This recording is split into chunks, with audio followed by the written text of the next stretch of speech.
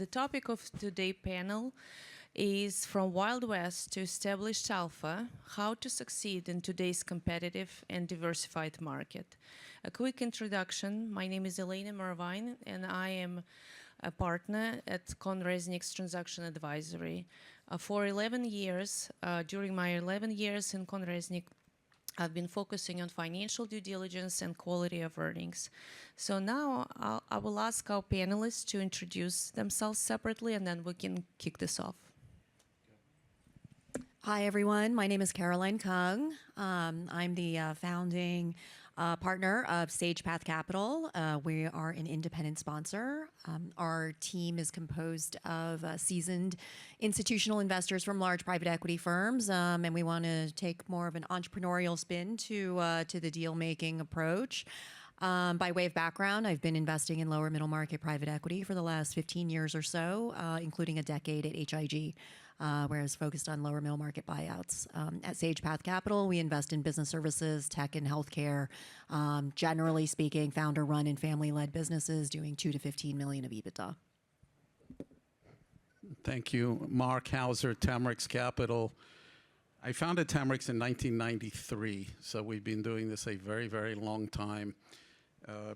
The focus throughout the 3 decades has been working with family businesses going through succession issues or generational change. Having spent the early part of my life in either Australia or Europe, we got to know numerous families, and they all faced the same issue. So when I founded the firm, I was an independent sponsor. It took 6 years until 1999 to raise our first private equity fund. Today we have an equity vertical and a credit vertical, both focused on the same types of companies, EBITDA 5 to 10, growth businesses, US-based.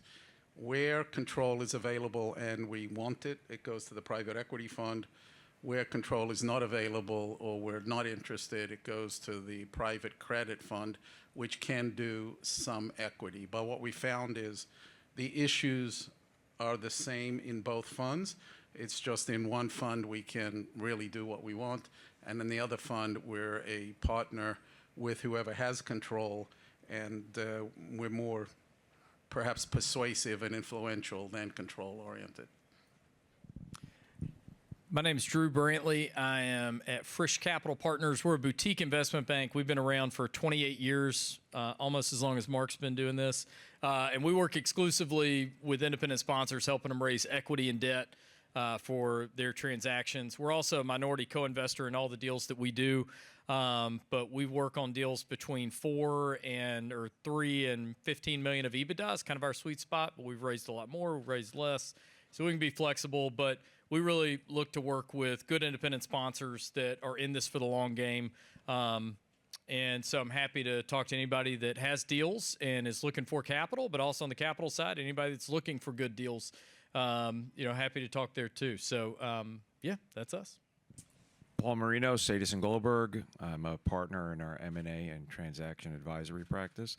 Most of our clients are independent sponsors or middle market private equity. We're very bullish on the space, and thank you for having us.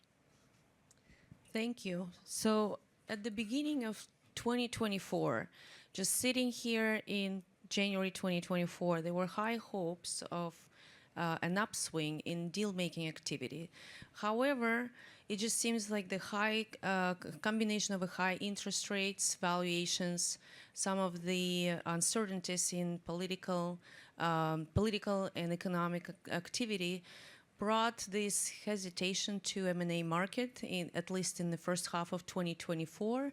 So I would like to ask you, what are your observations? What are you seeing in terms of the deal flow currently? And what are some of the key drivers of the activity, of the trends that you're seeing in the market?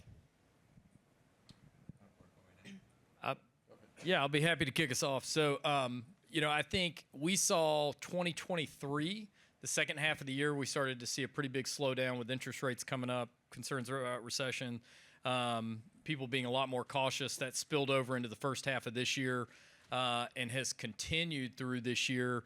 But we are seeing a lot more activity the second half of the year as people get a little more comfortable, I think, underwriting the new norm of where we are.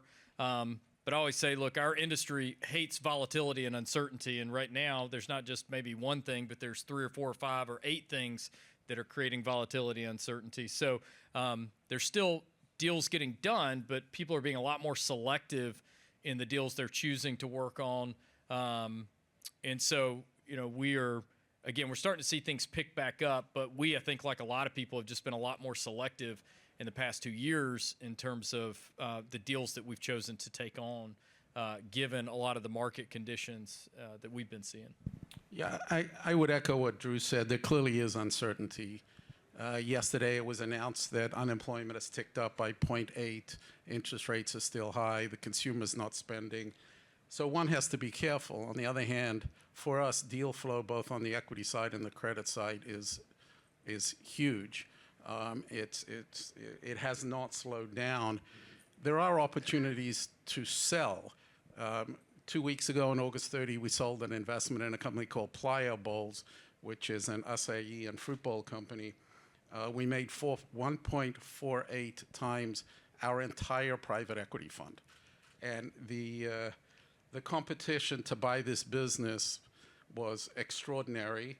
We had grown it from a tiny business from the founders to about just under 300 locations, and the larger private equity funds who've been sitting on the sidelines were bidding against each other, and they think they can take it to 3,000 locations, which I think they can. So there's money around. At the end of the day, we're fiduciaries for our LPs, and so we have to be careful. On the equity side, it's about paying a fair price but not being crazy, and levering the company appropriately, not over-levering it, because this downturn is beginning. On the credit side, we're seeing too many other credit funds who ring us to participate in deals, either over-leveraging companies or their covenants are not tight enough. So it doesn't matter from my point of view if we're working with an independent sponsor or a private family. It's how does one set, from a lender's point of view, covenants so we see a tripwire ahead of a problem, and being very prudent on the leverage side. So for an independent sponsor, the game of can I get 4 to 5 times leverage and minimize the amount of equity and so maximize my piece of that company, I think that's coming to an end. And one has to really have a value creation plan that survives the economy and the uncertainty that Drew mentioned that we're going through. I mean, I would also add that, I think it's interesting. I think we were just referring to, the term like, we have to be more selective about deals. I mean, I would also say as an independent sponsor, like we should always be selective about deals. And I think there's a lot of data out there saying that, returns are highly correlated with the vintage of the deals that are done, whether that's fund vintages or deal vintages, and it shows that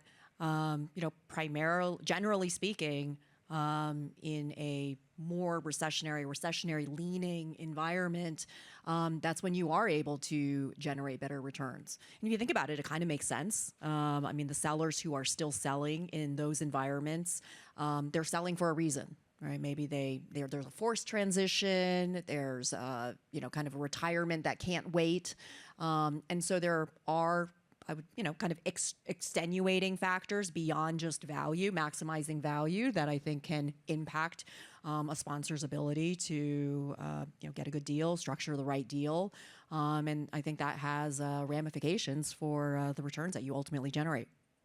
Yeah, totally. So I agree with everybody. But, I wrote an article just recently on this, and I'm not plugging the article, but if you really, I don't have enough time to talk through it, but at the end of it, but I am.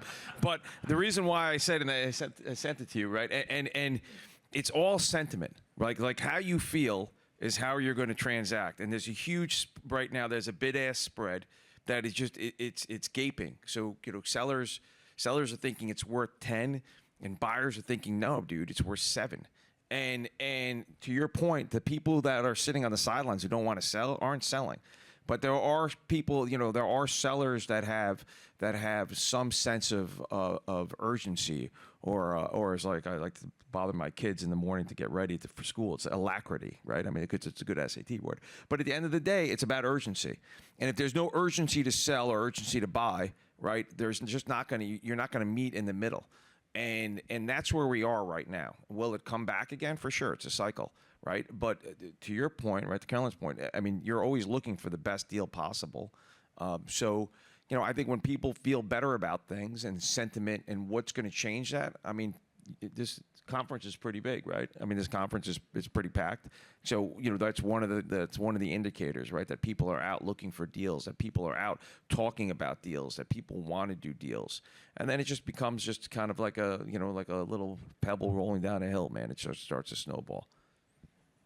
Thank you.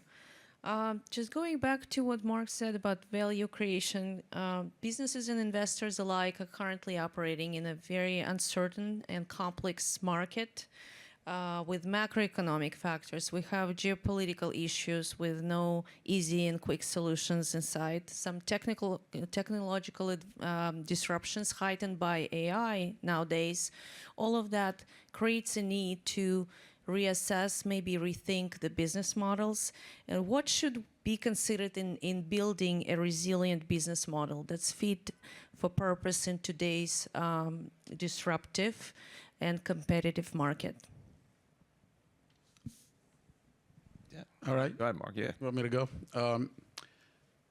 We design our value creation plan during the diligence process. We want to work with the founders and the management, whether it's the credit fund or the equity fund, to understand the business and the raison d'etre of the product. Why is a customer buying that product or service? Is it price? Is it quality? Is it availability? What is it? And what are the areas we're going to focus on? So that plan is put in place in a very, very detailed manner prior to close. And then we act on it post-close, and that includes who we're hiring to supplement the family or the founders, when are we hiring them, what systems, processes we're putting in place.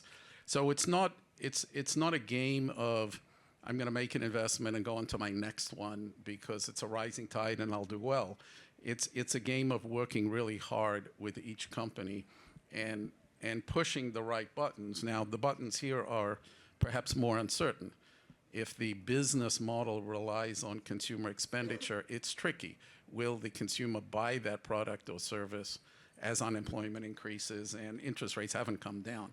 So it's a focus on working really hard with the management team and trying to anticipate problems and opportunities ahead of time. And clearly, every forecast we make, it never happens because something goes right or something goes wrong, but at least you have a road along which you're going, and you know what you're supposed to do when you're supposed to do it. To piggyback off what you were just saying, and I think I'll take a slightly different tact or angle, I guess, to answer the question. As an independent sponsor, I think you have to think about what's going to help give you the greatest chance of success in getting your deal done. Because if you fall in love with your deal but you can't get it done, it doesn't matter. The goal is to get deals done. So what's going to give you the greatest chance of success? And I think the market has continued to evolve over the years for independent sponsors. And the good news is, with the rise of the popularity of the model, this conference is a testament to that, the number of people in the space. It's kind of that rising tide lifts all boats, but also maybe at the same time, what you could get away with, 10, 15 years ago, you might not be able to get away with that today. And so as an independent sponsor, anytime we're looking at a deal, we think the deal, the independent sponsor, and the thesis are all equally as important. We start with the company and the valuation, the transaction, the business model. Does that make sense? And then we go to the other two. But all three of those are equally as important. I understand also, and I honor the fact that as an independent sponsor, you're balancing, finding maybe not fully always perfect deals, but balancing that imperfection with something that you feel like you can get done, and also being opportunistic. But I tell people all the time, if you're trying to figure out what's going to give you an edge and give people a greater chance of getting interested in your deal, how do you become smarter than the average bear on your deal? I talk to a ton of independent sponsors, and I'm not discouraging anybody that is choosing to just be agnostic and take stuff that comes across the bow. People have been successful doing that. But when I get on the phone with somebody, I'm really looking to hear, hey, not only can they tell me about the company, but I want to know why this company and why are you buying it? And what do you know that I don't know or that the company doesn't know? And what angle do you have that's different? And so, people that have really spent time, even if they found the deal opportunistically, but they spent the time to get smarter than the average bear on that industry or that niche or that company, that's what we're looking for. And that's what capital providers are looking for. And so I think if you're looking to say, hey, in this market, and I agree with what Caroline said, that, I think now is a great time to buy businesses, but also it can be a tough time because how do you differentiate? And I think that's one of the ways. And so I always tell people, look, plant some flags in the ground, have multiple theses out there that you're pursuing, whether it's industries or types of companies or dynamics, whatever it is, but get specific. Don't be afraid to plant a flag in the ground. In the long run, in almost 28 years, almost 30 years of a firm of doing this, we have found that the people that have some of the best long-term success are some of those that plant flags in the ground. And again, they might have multiple theses that they're pursuing in different industries. That's fine, but they're choosing to get smarter than the average bear. So when they find a deal in an industry, they're able to identify quickly, is this worth pursuing or not, versus then having to figure out, oh, wait, I don't know this industry. Is this worth pursuing? So that's my 2 cents. Sorry. I would just add two things. Get private equity or private credit involved earlier. If we can get involved in the indication stage, we can help structure the deal. We've walked away from transactions where there's an LOI we don't like. So get us involved as early as possible in how you structure it. And then secondly, being sort of Aussie bluntness, independent sponsors are a source of deals. That's what you are.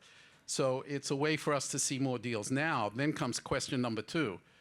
Do you really understand what you found for us? Can you really help us grow that business? To Drew's point, do you have a plan that we think is unique?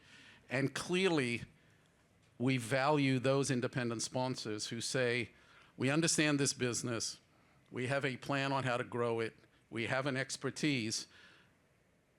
They are more highly rewarded economically, they're more highly sought after as partners. And then you ask the obvious question, how many deals are you going to do this year as an independent sponsor? And if you sat in my office, oh, well, I'm going to do 2 or 3 a year and I'll sit on the boards, but don't worry, I'm available anytime. Versus those who say, this transaction is really important to me. I've spent X months trying to understand it, and here's what I'm going to do. And I'm really going to get involved in a serious, dedicated way. That's meaningful to the capital.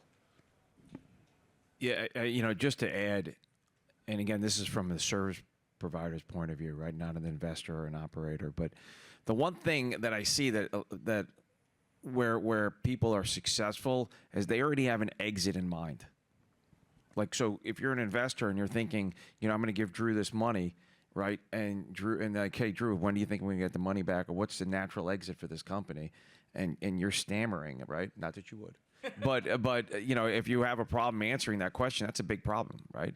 So you should have a natural exit, like quick service restaurants, right? There's a natural exit for that right now. You can look at that and you could say, these are the people that are going to buy me out, right? And have those already queued up. This is how I'm going to get your money back. Because that's the number one, that's the number one thing in the front of any investor's mind. And maybe just one other point. You were originally asking about disruptors and how do you bake that into your value creation plan or your risk mitigation plan. I think it still also comes down to business fundamentals. We like kind of boring businesses, businesses that are, pretty stable, recession resistant, cash flow generative, like and they have a clear reason to be that's been well established for a very long time. Not to say that they can't be disrupted, they clearly can.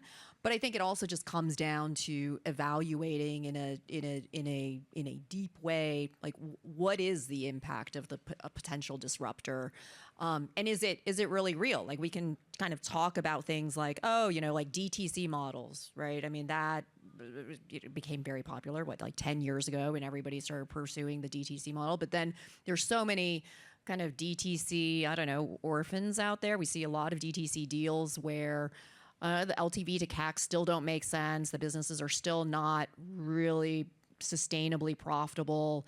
And so, yes, it was very disruptive. There were certainly some winners out there, but doesn't mean it's going to apply necessarily to every single business. And so you really have to do the work to evaluate what is the risk to your specific deal. And if there's a risk, then what is your specific mitigation plan in order to either deal with that risk or to adapt your model so that you're hopefully also benefiting from the tailwinds of a disruptor. Thank you. We heard a lot of the valuable information, and just kind of want to take it a little bit further. What advice would you offer to investors looking to navigate this uncertain, volatile, and disruptive and highly competitive market? And additionally, what else independent sponsors can do to give themselves greater chance to succeed in getting deals closed? I know, Drew, you answered most of that, but Sorry. If you can take it further, just maybe summarize what's the key points to their success. Yeah, sure. I could start. I think doing deals is really, really difficult. It's a very special skill set, and I think one thing that when there's obviously been a tremendous amount of growth in this segment of the market, and folks bring phenomenal types of really specialized expertise to the table, and I'm really impressed by folks who are operators, might be new to the deal environment, and are still able to connect in a really meaningful way with sellers and get them to do a deal with them. I just find that incredibly. I'm just incredibly impressed by that. But at the same time, if ultimately your goal is that you want to have flawless execution, you want to get a deal done in that 45-day time frame to get it closed, and you want to have a playbook that delivers the returns that you're telling your investors you can generate. I think that one thing that's interesting is that the independent sponsor market is so fragmented. Maybe there are some opportunities for partnership. It tends to be a lot of kind of individuals, very talented individuals, very experienced individuals, but with potentially complementary skill sets. Like, why not explore whether or not some of these skill sets can be complementary in sort of a kind of strategic type of partnership.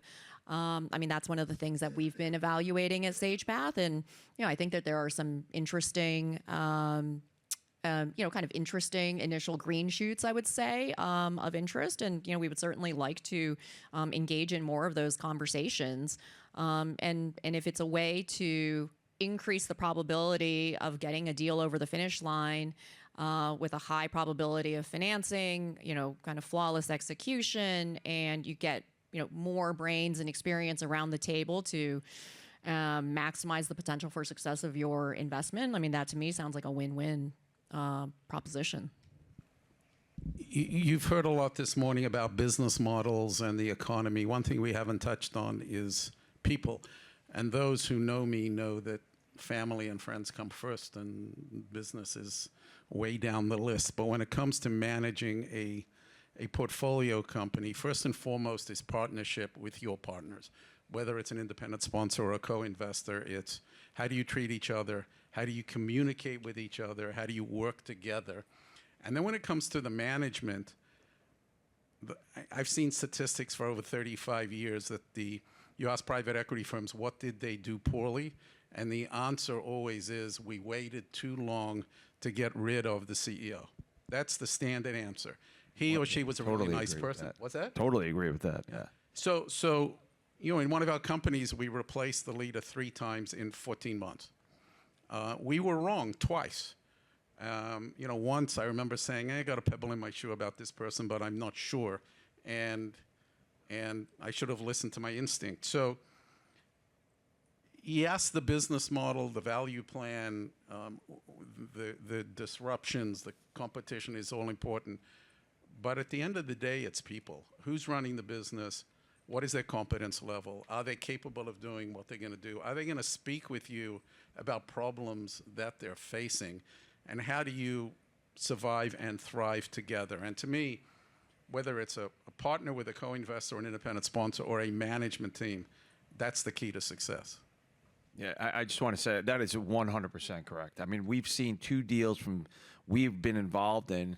In fact, John had to do with one of them with a very large private equity firm, and right, John. I mean, you know, they didn't trade away from the CEO until it was too late, and they had already basically gone into like full nosedive mode, and it's a people business.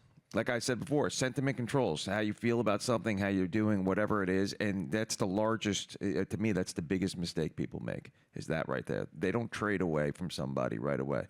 I mean, in the hedge fund world, Izzy Englander is a hero because he's your best friend on day one. Day two, you're not trading well. Day three, you have a new job, right? I mean, He gives you 60 days. yeah, that's exactly it. But he's great, right, in that regard.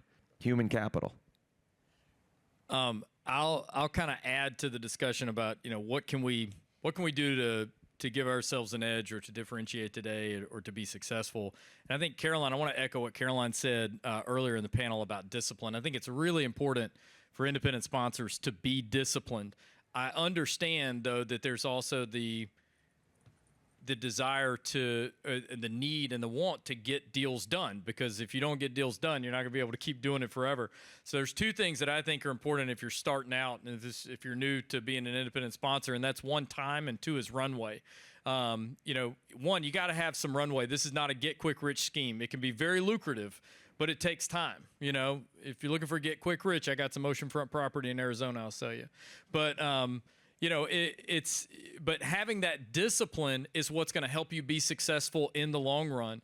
And I know, because I talk to a lot of capital providers and a lot of independent sponsors, and the people, you know, like Mark and others and Caroline that have the most success long term are the ones that choose to stick to some discipline. Doesn't mean that everything's a grand slam like Mark's known for doing with his playa bowls, but they do happen. But it happens because he's disciplined.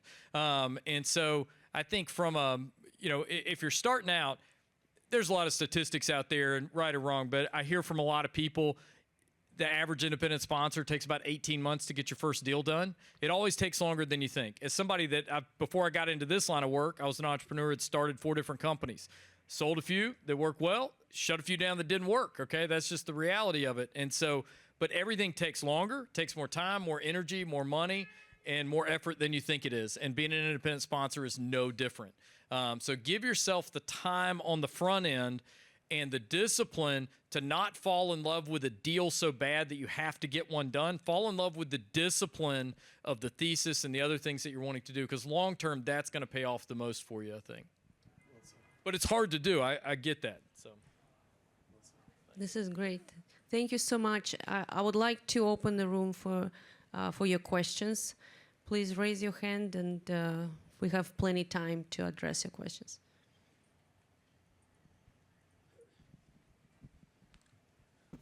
Good morning. I don't need to stand. We're not in church. How do you see independent sponsors getting into business, recruiting that company? I'm a CPA, so I get a little concerned about you know, ethics and conflicts and all of that. Do you see engagement letters? Do you see them doing LOIs? I mean, what are some of the ways that you see them getting the deal so that they can hold it exclusively and come to sources like yourself? well, I mean, I think, you know, the LOI is what gives you the exclusive right to buy the company. So that's ultimately what the independent sponsor needs, and that's what we encourage them to go get, because then it's also their deal. I mean, to advocate for the independent sponsor, if it's your deal and a capital provider doesn't end up liking it for some reason, it's still your deal. You can take it to somebody else. So, you know, that's what everybody's hunting for. Yeah, it's usually about 45 to 60 days for exclusivity. And you can get a confi involved in that too, right? So you can assign it confidential, right? Was that your question? Is that? Yeah, it is. I've seen also an engagement letter, which is, look, I'm going to represent you, go get this money, we're going to do this deal together. I think your question about conflicts is really important, and it goes to ethics. You have to decide which side of the table you're on. If you're representing the family or the seller, and they engage you to find capital, that's appropriate. And in many cases, you can also invest with the buyer.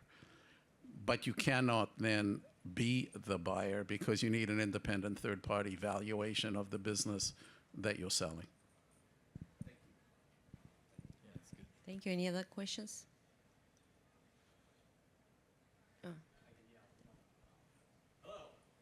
Hello. Are you seeing independent sponsors becoming more involved in the operations of companies? I think So the question was, do you see a lot of independent sponsors getting involved in the operations of companies? I always say, kind of to Mark's point earlier, if you really just want to sit on the board and, be a phone call, that's not what a lot of capital providers are looking for. So you don't have to be the CEO to run the business. There's a difference, you can, but I don't know, 15, 20% of our clients do. So you can go do that. But the real question to me is, are you willing to get your hands dirty and plop in there and work alongside management, to help with whatever is needed, whether that's acquisitions or integrations or implementing something or, executing on a certain part of the thesis? I do think you need to be willing to get in there and work with management and alongside management. You don't have to be management. There's a fine line in that. But I think being willing to do that and getting your hands dirty, yes, that is what I think a lot of capital providers are looking for a role for independent sponsors to play, if needed. Yeah, let me add to that. That's one of the most heavily negotiated parts of it. If of an agreement, if you go out and you're looking for capital, especially if you get a single source of capital from a family office, they're going to want to know how much time and effort you're going to dedicate to it. And then two, in conjunction with that point, I believe what separates independent sponsors, it's kind of what was passed as President Bullock. It's really what private equity used to be. Private equity used to be, a group of people that had a real success in one space, and then went out and started hunting in that space to buy more companies because they knew how to operate it and they knew, what to do. I remember working for a guy named Ron LeMay, who ended up buying the Pond Telephone and Telegraph years ago, and Ron was the vice president at Sprint back when telecommunications made a difference, and they hired him at Ripplewood because he knew exactly what he was doing, right? And he made more money than you could imagine, and it's because he knew the space really well. So when you're going out and you're speaking to family offices, because they're so big in the space now, or other investors, I'll tell you right now, they're going to, and we get to represent both, we represent sometimes family offices making the investment and sometimes you guys. And I'll tell you, you should know what you're buying and know how to operate it. It'd be like owning a restaurant and not, a pizza place and not knowing how to make pizzas. Because when the pizza chef is, not around, you're the guy who's going to have to make the pizzas, right? I mean, I really do look at it that way. I mean, I don't understand, because then you're just a finder, right? And you're just finding. Yes, there's nothing wrong with a finder who comes to us with a great Stop it already, investment. please. But if you have an expertise in a particular industry, that is highly, highly valued. So we've had independent sponsors. We had one ring us about a compounding pharmacy transaction. So popular. And he and his partner spent their entire career working for a compounding pharmacy. We had somebody else who operated restaurants. So if you are the type of independent sponsor who comes from industry and has an expertise, that adds incredible value. I find most don't. Most independent sponsors are financial people, and that's okay. You can still develop an expertise on that company and that industry and decide what you're going to do to help grow it. And let's be clear, nobody turns away somebody who can help. So if you can help and you've developed your own thesis from the capital point of view, that's fantastic. We welcome that. And I think that there's, again, complementary core competencies, right? I mean, it's probably going to be a dark day if you have me making the pizza. I'll be honest there. But but I do think that there are things that even folks from the financial side, we do have certain skill sets and core competencies that we think can be very additive to operators who have deep sector expertise. Right? I mean, we maybe one, I think we've seen what good is. Right? We've helped navigate companies from sort of that stage of being founder run through professional management and ultimately exit to a larger private equity firm. And so having seen that trajectory and transformation of a company, I think that there's a lot that we can bring to the table in terms of sharing that experience with a new management team that hasn't been through that.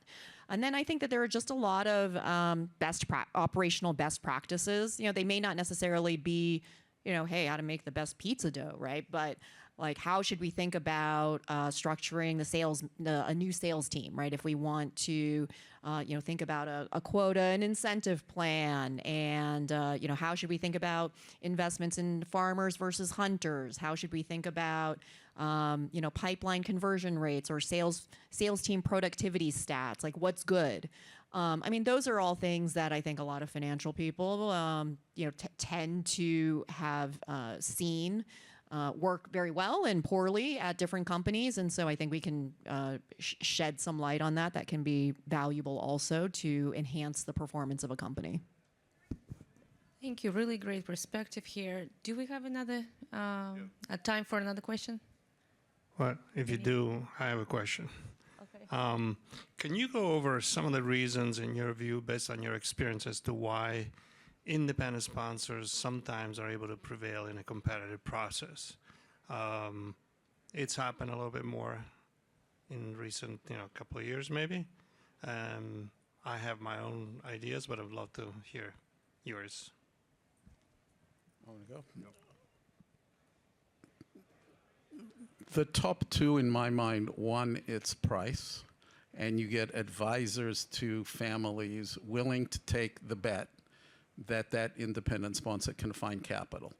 And maybe 5 years ago, that bet was more delicate, but it's become such a straightforward route to capital that advisors like Drew are willing to go with an independent sponsor who perhaps puts the highest price on the table. That's category one. Category two, we have found independent sponsors who've come to us have developed really close relationships over a medium-term period with the owners of the business. And they've really done a lot of the hard work in explaining to the family or the founders why this transaction should work, how to structure that transaction, and have developed a level of trust that perhaps is not evident in a highly competitive auction environment where it's just throwing in bids and pieces of paper. So it's both that personal angle, but at the end of the day, it's when Drew represents them, it's price. They're not going to take a lower price, but everything being equal, it's certainty of closure, which clearly has increased in recent years.